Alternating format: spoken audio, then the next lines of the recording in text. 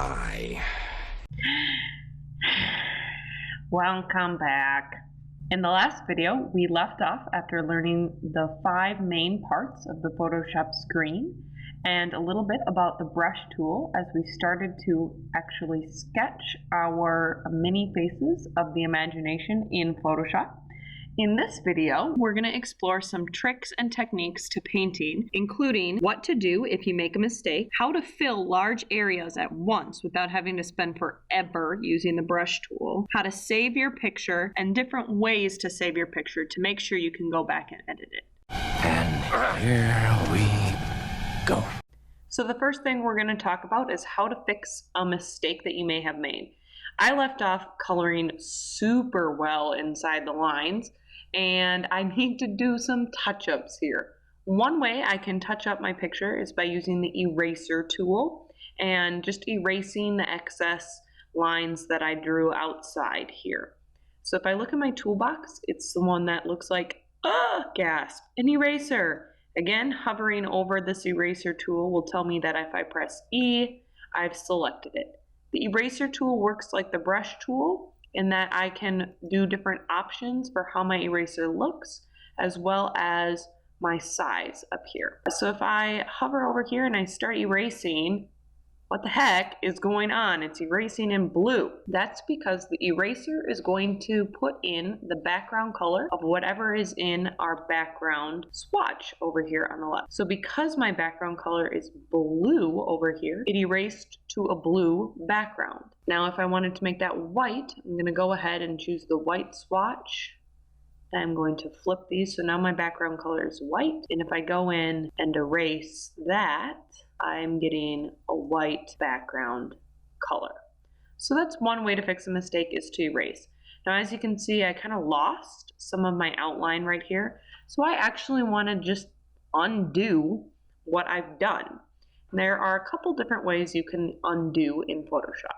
The first would be going to the menu bar and choosing Edit, Undo. And you'll see the Undo shortcut key is Control Z. I use Control Z. It brought me back to my last step, and I want to press Control Z again and hopefully get this back. And it's not working.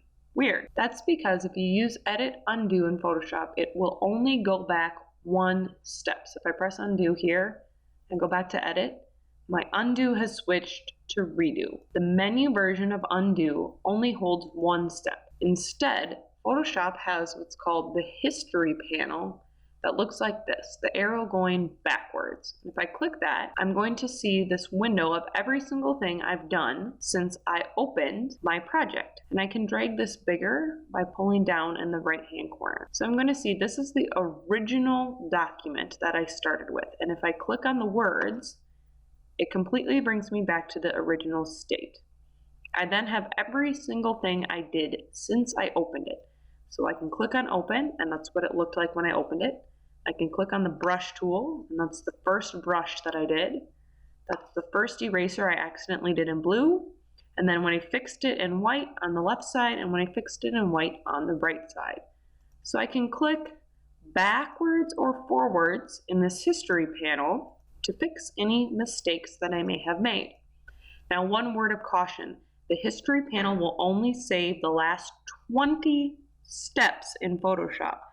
So if you're expecting to do 50 edits and go back to somewhere around step 10, that's not going to work unless you use this lovely little camera button within the history panel, which if I hover over, it says create a new snapshot. And snapshots work a lot like in video games where you have certain checkpoints that if you're playing along and you die, you revert back to that checkpoint instead of having to start over the whole game. So if I take a snapshot of my document right now by clicking the photo button, I'm going to see that it appears right here. This means that anytime I click this snapshot, I will revert back to this current point in my document in terms of edits on my history panel. So I could flip back and forth between the beginning and the snapshot. So there's a brief rundown of how you can fix your mistakes.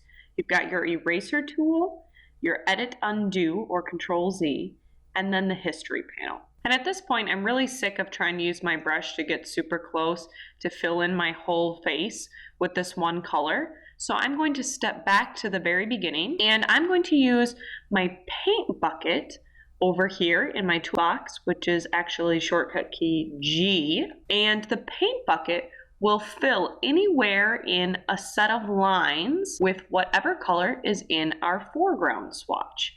So all I need to do is make sure I have my right color, and then within this set of lines, I want to fill it with blue, so I simply click and I turn it blue. If I wanted to make this face yellow, pick yellow, and I click inside. If I accidentally messed up, and I'm trying for purple on my third one, and the pointer clicks outside the lines, you're gonna see that it filled everything in outside the lines. I'll just use Control Z to step backwards. So my paint bucket is a quick way to fill any area with a solid color. When you have your faces all filled in Photoshop, we're at the point where you're ready to save and turn in. And here's where it gets down to the little nitty-gritty details. We need to talk about how many versions of your documents you should be saving and what type of file you should be saving them as. First things first, you are always going to save two, count them, 1, 2 versions of your pictures. The Photoshop version that you can go back and edit solely in Photoshop, and a picture version, which would be usable for turning in or viewing on the web. So let's take a look at how to do this. Saving's pretty simple. We go up to our menu bar and we choose File, and then you're gonna see we have two options. We have Save, which the shortcut key is Control S, or we have Save As, which is Shift Control S. And remember, Save just puts it in whatever folder we had originally placed it in. Save As is going to let us choose 1, where to put it, and 2, what type of file. So we're always going to choose Save As. It's going to bring up my dialog box and let me choose where. So I'm going to go to my libraries, my documents. If this is super big, remember you can go up to the view menu and switch down to details, find graphic design, and whatever week I'm in. Here comes the part where I can decide what type of file to save it as. If I choose this drop-down menu next to Format, the PSD version is the Photoshop version. And again, this is a version that's only editable in Photoshop. This is going to be super important when we start working with layers. Next, we have a couple different options as far as what type of picture version to save as, to submit to Schoology, or to use on a website. And here's the breakdown of them. We've got the JPEG, the GIF, and the PNG. The first and most common type of image is a JPEG, and its extension is .jpg or .jpeg. It stands for Joint Photographic Experts Group, and it was designed in 1986. The JPEG is used on websites because it's a file format extension that compresses an image so it loads faster and saves space on our website. It's the most standard file format for any digital camera and most images you'll see. The best uses for a JPEG are still images, photos, real-life images, and images that have lots of colors and lots of shadings of light and dark. The second type of image is a GIF or a GIF. There is still a debate on how to pronounce this, but the file extension format is .gif. It was created in 1987 and stands for Graphics Interchange Format. The difference between the GIF and the JPEG is that the GIF uses less colors, so it loads faster.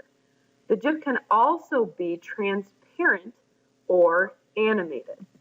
The best uses for a GIF or a GIF is a graphic that's not going to have as many colors, something small, something animated, or something simple. The final type of file format we have is PNG, .png. It was designed in the mid-1990s, and it combines the best of the GIF and the best of the JPEG. PNG stands for Portable Network Graphic, and it doesn't lose any data or compress the files, so it's great for any type of picture. PNG also allows for transparency.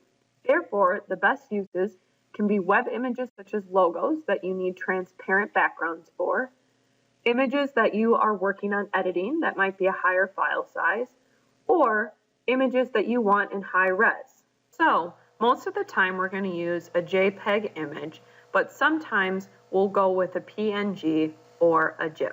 Therefore, let's go ahead and make sure that our first version we save is our PSD or Photoshop version that we can go back and edit anytime we want. So I'll click that drop-down menu under Format, switch it to PSD, and notice it's automatically updated that file extension.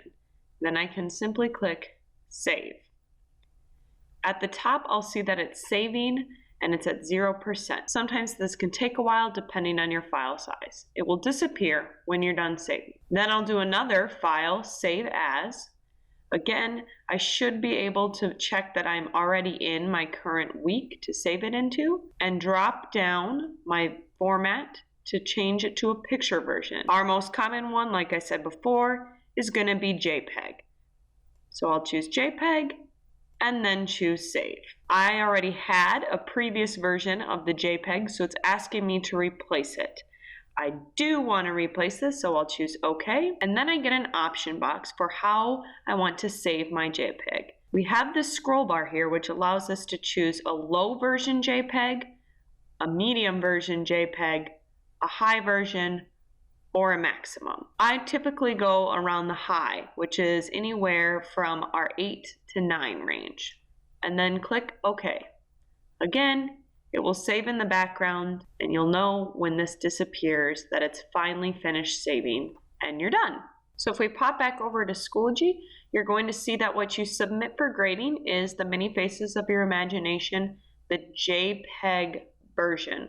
So you should still save both the PSD and a JPEG, but you're only going to submit the JPEG version. And that's it.